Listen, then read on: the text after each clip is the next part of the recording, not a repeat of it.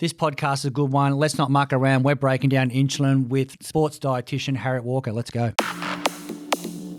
Welcome to the Body Science Podcast, bringing you everything you need, want, and should know about health, fitness, nutrition, and training. As always, the information contained in this podcast is for the information purposes only and is not designed to diagnose or be prescriptive to treat, prevent, or manage any injury, disease, or other health-related condition.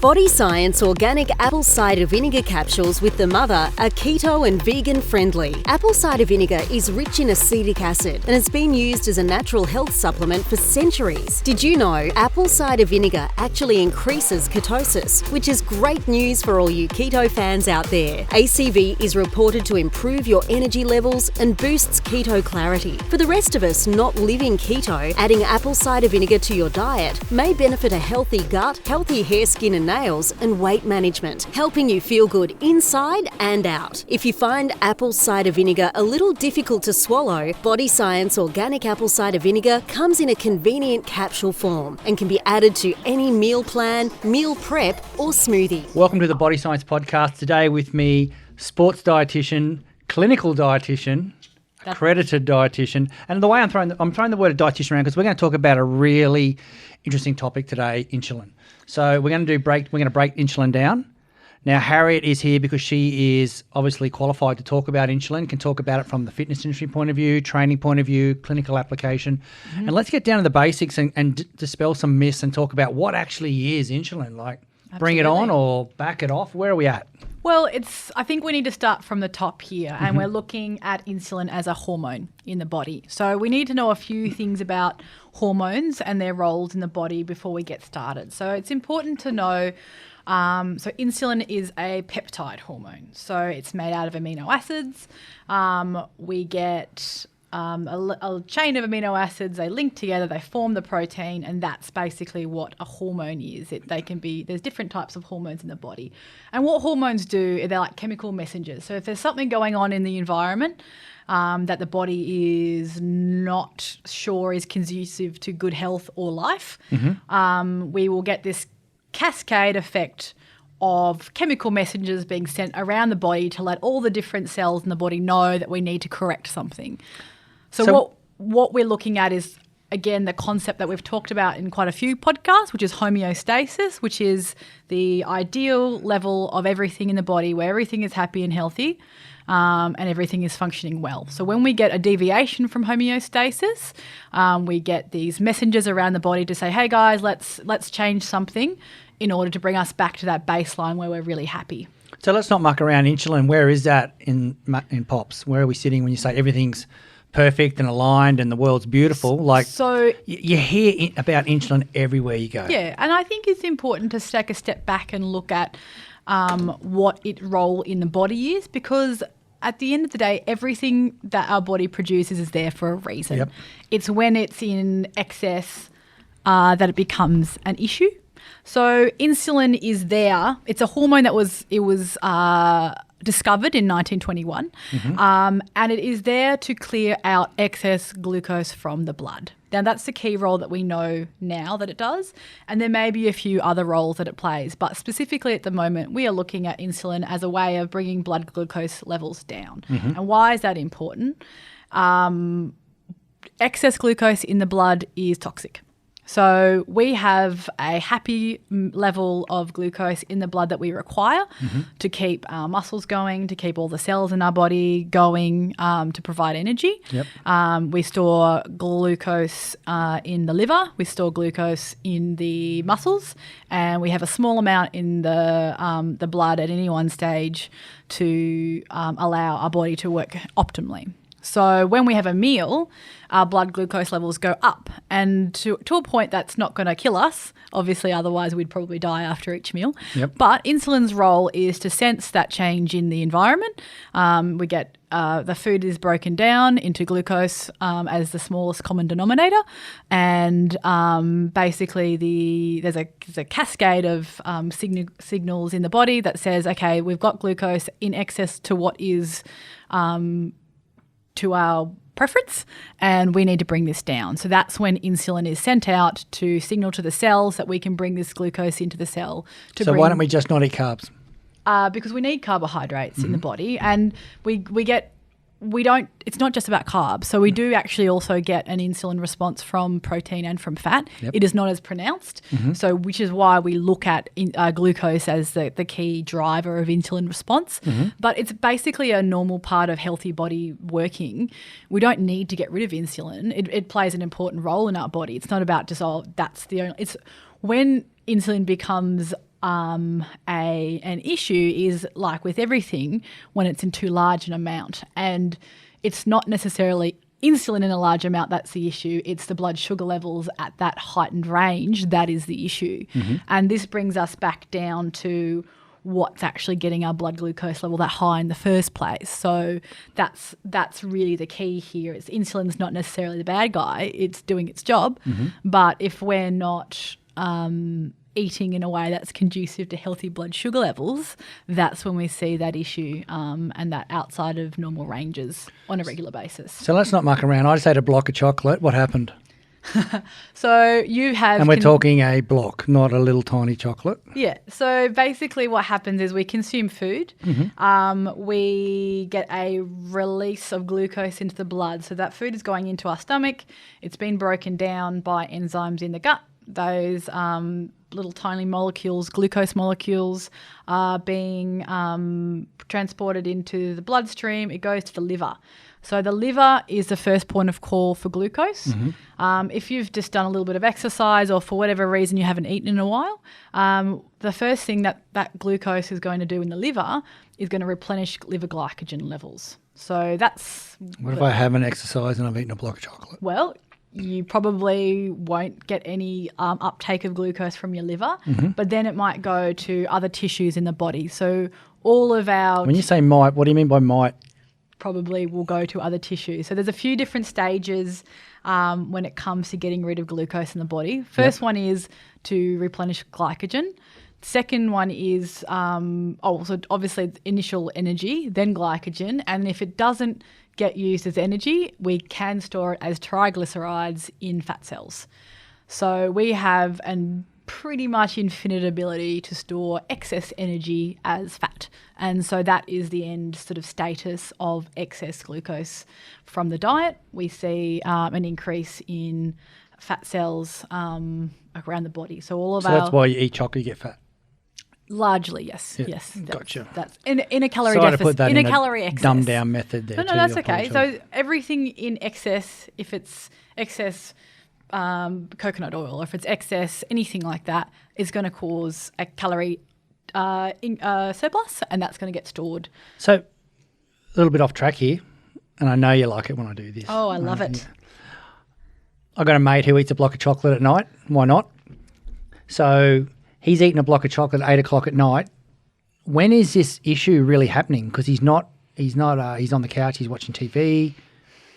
So I've eaten the block of chocolate. How much later in my body process is this happening? So it takes around 4 to 6 hours for our blood glucose to be cleared back to normal levels in a healthy person. So we are assuming that if this person had eaten within a calorie budget and that chocolate hadn't tipped him over, then that would be cleared. Well, I'd say most people eating chocolate at night aren't in a calorie budget. No, 100% not. Yeah, so this is when we get... I'm trying to look at the danger of this. Like I want to put a few little case scenarios together, and then you can talk more about what you want to talk about. But these are the things we get asked. How long after eating chocolate is the problem happening? Yep, absolutely. So if I eat a block of chocolate and I hit the gym 30 minutes later, or if I eat a block of chocolate and I hit the couch 30 minutes later. We've got two different scenarios. Absolutely, and it depends if that is a one-off occurrence. That is probably not, it's obviously not ideal to eat a block of chocolate sitting on the couch, but look, it happens. So this is happening at night, you're asleep, your body's in repair, whatever it does when it's asleep. Yep. But you've got this massive sugar rush happening. Yeah, so what your body is doing is using insulin. Insulin is released from the pancreas. So the pancreas is the organ that produces insulin from what we call little cells, the islets of Langerhans. So that's the what, sorry? Islets of Langerhans. Sounds like a song. Yeah, so Langerhans was the bloke who discovered pancreatic beta cells. Okay. So the beta cells get told that there's too much glucose in the blood. Insulin, and what does it do about it when it tells it that? insulin gets drawn to the surface of the cell. Yep. It gets released into the bloodstream. From the bloodstream, insulin goes to the surface of cells in our body. So all of our cells have the capacity to absorb glucose. So this insulin sticks to the cell of the or sticks to the cell, Yep. and then we get an uptake of GLUT4 transporters. So GLUT4 transporters are little proteins that stick, they're like little straws through the cell, and they can suck in excess glucose from the blood. So what's happening with your mate who's sitting on the couch after eating a block of chocolate? If he's just done this once, body's going to be working pretty hard. Obviously, we don't need the energy, so there's going to be a surplus there likely. Yep.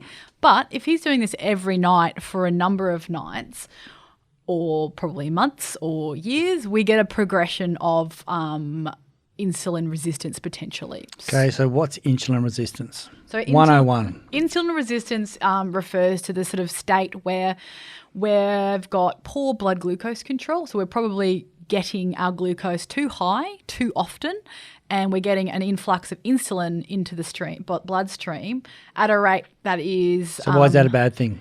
Well, if we're constantly throwing out insulin into the blood, our cells can actually become resistant to it. So they won't actually answer the call to bring glucose back into the cell to bring our glucose levels back to normal. So what's happening then? So what we're having is an excess of glucose in the blood, Yep.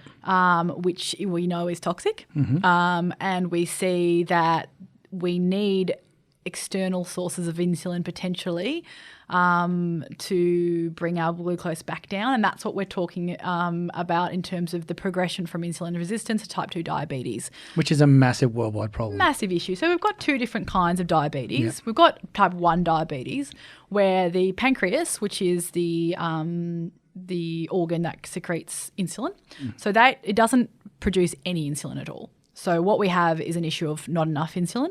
And then we've got type 2 diabetes, which is more of an issue of too much insulin too regularly. Our cells become unresponsive to the call and no longer sucks in insulin into the cell. And then we have this buildup of glucose into the blood. We see that after a meal, instead of after 4 to 6 hours going back to normal, we see elevated levels of glucose for a long period of time. That causes inflammation in the body, and that also increases potentially the, we've got a dyslipidemia, which is a term that we use for excess fat in the blood, because when we get excess calories being taken in and turned into triglycerides, which is a fat storage unit that is in the blood.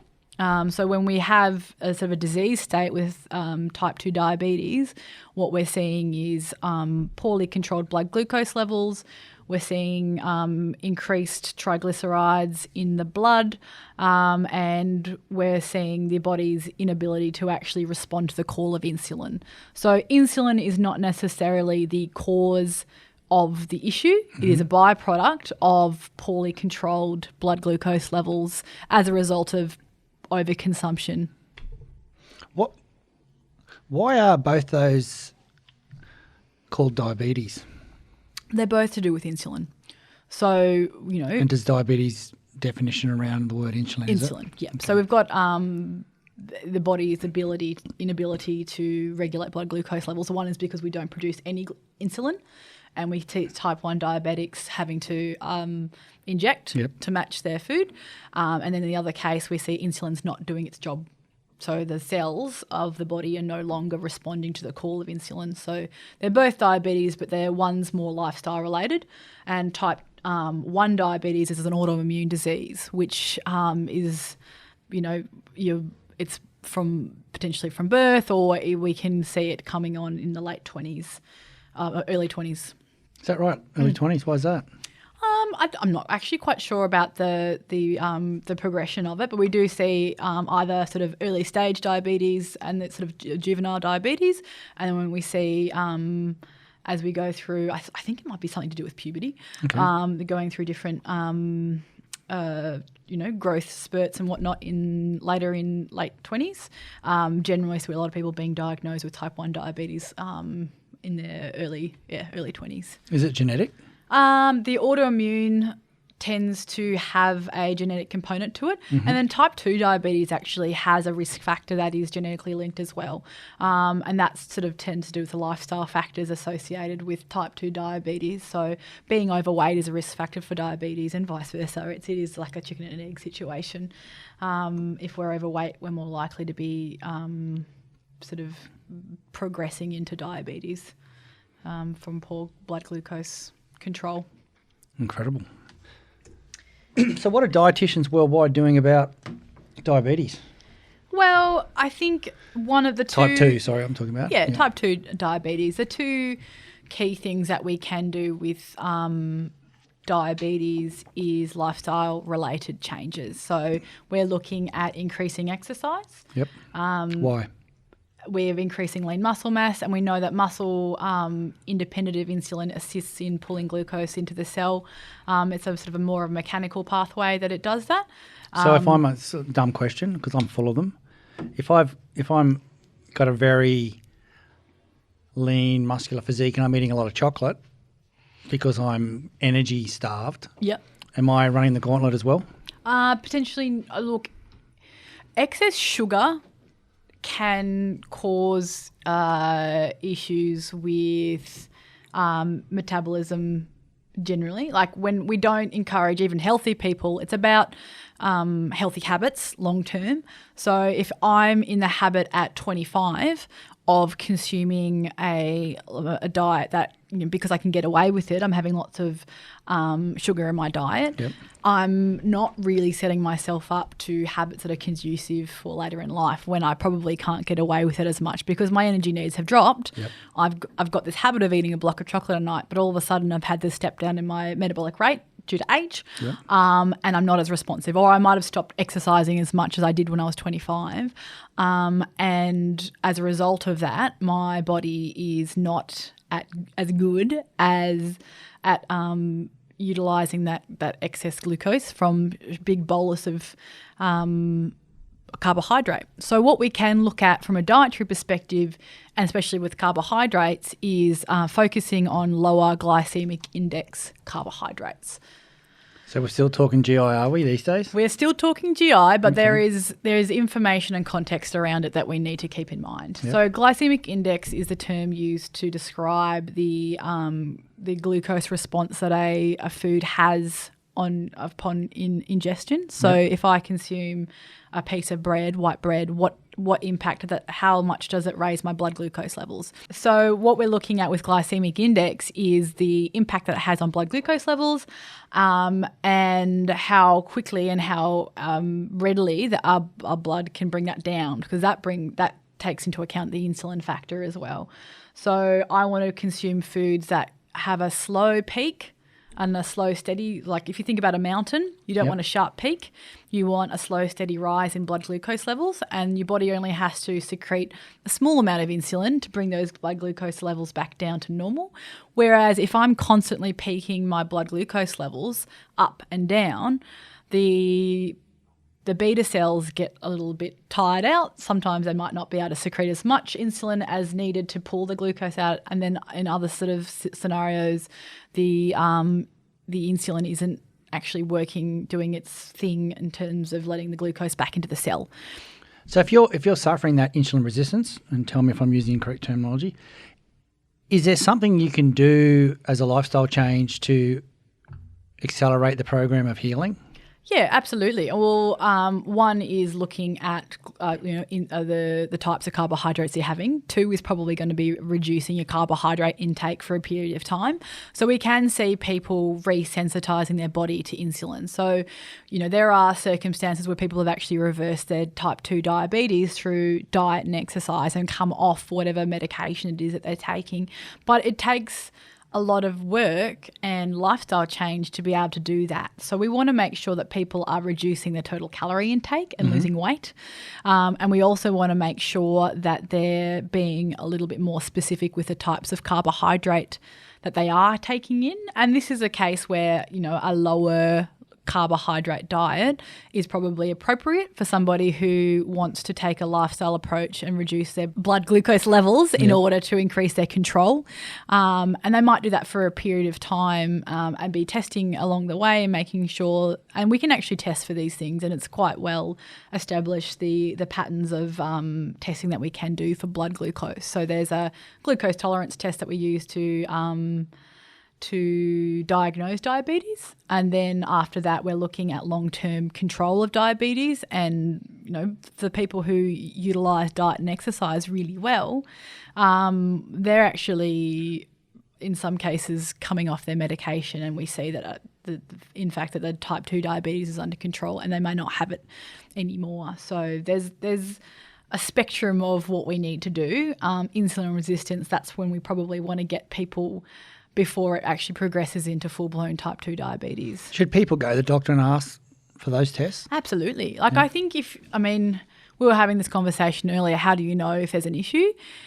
For the fact that, we see a sort of a phenotype or a specific body type associated, and that's definitely if you've got the excess weight around your middle, if you've know that your diet isn't necessarily fantastic, and I'm talking we're eating that block of chocolate every night, we're having that carton of ice cream each night, and these are an inactivity as well. So if you're in a sedentary job, you don't do any kind of exercise, they're all sort of risk factors that we would associate with a higher risk of type 2 diabetes. And we can be testing this. So we're testing glucose tolerance, but we're also testing blood lipids as well, because like we said before, when we have poor blood glucose control, we see an increase of those excess calories being converted into triglycerides, which are the storage form. And these are all normal things within a normal range, but once we get outside that range, it becomes more of a diseased state. So I think it's important to step back and look at everything within the body, hormones and otherwise. They're there for a reason. We don't necessarily, insulin isn't the bad guy. And in many cases, insulin in and of itself can be anti-inflammatory because it is reducing the state of hypoglycemia, which is a pro-inflammatory state.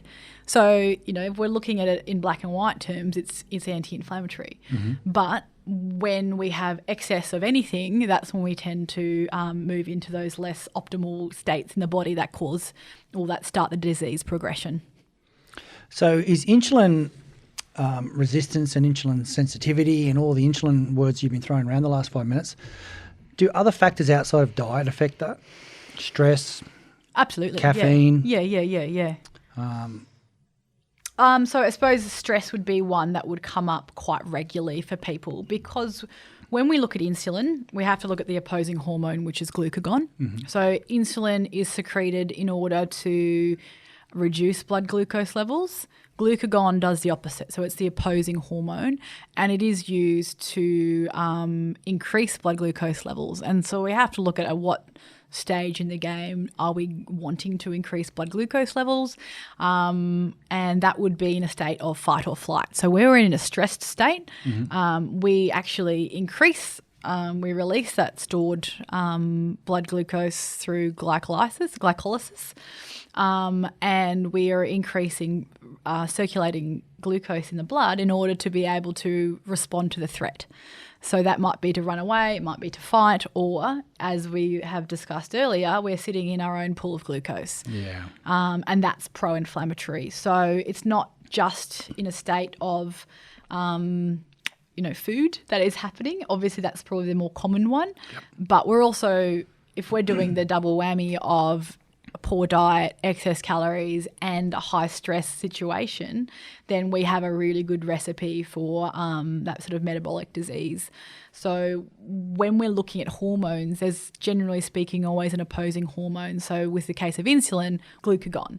So that's not a cool name, glucagon. I don't like it. Glucagon. I don't think I want to use that name anymore. Glucose gone. Ah, okay. Glucagon, no. Yeah. Is that how you remembered it at uni? No, it's not, because it's actually insulin's probably more glucose gone. Yeah. Glucagon is increasing blood glucose levels. So, and we associate glucagon with the other hormones like epinephrine or adrenaline, and cortisol. So when we are stressed, we see adrenaline, cortisol go up. We also see glucagon going up, and they're the sort of catabolic hormones, whereas insulin is probably more associated as being an anabolic hormone where we see build up and storage. So what's more dangerous, excess food insulin or excess stress insulin? Well, I think they're 6 of one, half a dozen of the other. I think anything in excess chronically in the body is going to be an issue. Because, I mean, we can eat 6-8 times a day, which could be excessive or it could be good eating, but we can be stressed 100 times a day. Yeah, definitely. I suppose when it comes to insulin being secreted in response to food, we might also see an excess of calories. Then we see an excess of calories being converted into fat. Then we see fat being stored in the body. We see increased triglycerides. No. Is that why when I'm having a bad day and I'm stressed, I want to go and happy eat? Potentially, yes. For that 10 minutes of Absolutely. feeling unreal? So we eat not just for physiological reasons. We also eat for hedonic reasons. We see that increase. What reasons? Hedonic. Nice word. Yeah. So we Spell don't. We just I'm only joking, sorry. we don't just eat because we feel the need as a result of hunger cues. We eat because we get a reward out of food, and that's okay. Like, that's just standard human behavior. But when we're doing it all the time, we see probably the sort of the hedonic response, which is an increase in dopamine. We get that sort of happy feeling after eating lots of calories. What did we call it? Dopamine lollipops? Dopamine lollipops. So, what we need to do is get a handle of that stress. If we're stressed in response, if we're stressed and we're not actually eating excess calories, we're probably going to lose weight because we've got that cortisol, we've got that adrenaline, we're actually burning through energy. And you'll see people who are quite stressed, sometimes they can be quite thin. Yep. Because their body is, constantly in that state of stress. They're burning through the calories at a higher rate. And if they're not consuming in excess, they're not going to necessarily see the issue with excess insulin in response to excess calories. So it is really, what is the issue here is the excess calories. And we can go about a number of different ways to bring down, the calorie intake, reduce the fat content of the body, and bring those insulin levels back into normal range. So I've got a big one for you here. Say I'm running a diet if it meets my macros. Yep. Okay, so person A might be having 6 calorie-controlled meals a day. Person B might be having 2 to 3 meals, but absolutely smashing those meals. What is the difference in same calories? And let's just say they're not weight loss calories, they're just calories. And obviously you wouldn't be on it if it fits your macro, blah, blah, blah. Yeah. So where are we at with a person that's eating 6 times a day, like say 300 calories in a meal, 1,800 calories, versus someone who's having 2 900s? Yeah, 2 big chunks of food. Yeah. So, look. And they'd be loving life too, those 2 900s. Yeah, it's a cracking meal. That's a great meal. Look, if the person is healthy, there doesn't have to be a big issue with having. So it's not the small time of it being in your body; it's the amount of it in your body. It's probably it's the amount of insulin. It's probably the blood glucose levels. If we've got large spikes, if we're eating a whole lot of sugar within those small meals, we might see an increase in insulin levels to a point where it becomes an issue. But if the person is healthy and they've got good blood glucose control, then there's no issues with eating 6 meals a day. Yep. But if we've got somebody who's in that sort of early stages of type 2 diabetes or that sort of metabolic syndrome, then potentially giving them a break and letting their insulin levels come down, their blood glucose levels come down, that could be beneficial in order to just pull back on that disease progression a little bit. So we're really looking at healthy state versus disease state here, and the person's ability to deal with glucose. So if you've got a very active person, they could be smashing food all day long. Yep. And look, we don't really necessarily know all the ins and outs of insulin resistance right now. I mean, insulin was discovered in 1920. So Yeah, it's not not that far ago. all like, I mean, it sounds like a long time, 100 really. years ago, but in terms of science and, being able to actually test this stuff, we're still finding out different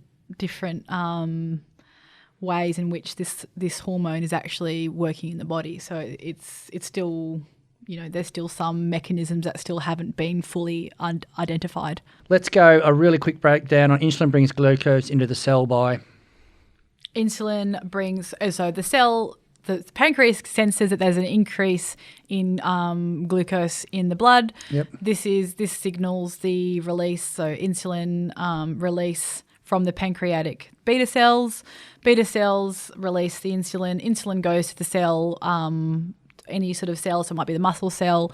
It stimulates the GLUT4 transporter onto the cell surface, and that GLUT4, if you think of a little straw that goes in between a cell, gets sucked in, and glucose is brought into the cell. So that's sort of the very basic thing. It'd be great to have Clear as mud. Clear as mud. Clear as mud. Look forward to your next masterclass. Oh, we'll see you then. This week's podcast was brought to you by our premium partners, Nutrition Warehouse nationally, ASN nationally, Mr. Supplement, Sporty's Warehouse, Fat Burners Only, and Evren Fay.